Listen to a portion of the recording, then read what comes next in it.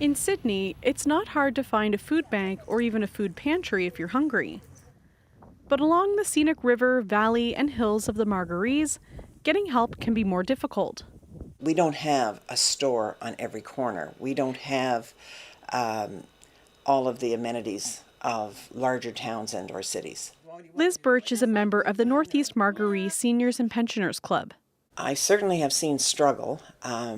We're blessed to have a community that is caring and helpful to one another. So I can't honestly say that I would have seen anybody who's, shall we say, down and out.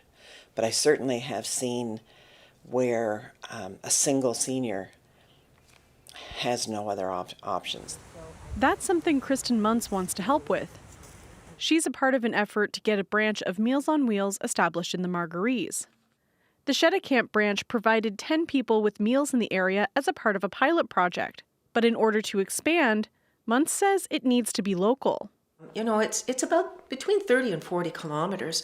So, and we only have one grocery store, a central grocery store. And it's tough for a lot of seniors to get out in the winter, let alone during the year, to be able to shop for groceries. It's not just seniors having trouble with food insecurity. The Margaree Food Security Program gives out gift cards to the local co-op to people in need. It started because of concerns there may be people struggling unnoticed. The rising cost of food. We are in a very rural area of Cape Breton.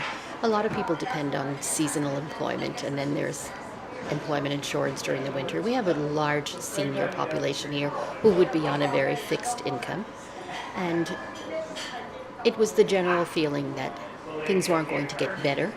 Area Councillor Blair Phillips has been getting increasing calls from people looking for help. A lot of times there'll be a senior who has lost their spouse, so their money is cut in half. So I mean, with the price of oil and just daily living, it's hard to make ends meet. Food insecurity is on the agenda for Inverness County Council's first meeting of 2024, and Council plans to collaborate with these organizations to tackle the issue of food insecurity, an issue that is becoming all too common in rural areas. Brittany Wentzell, CBC News, Sydney.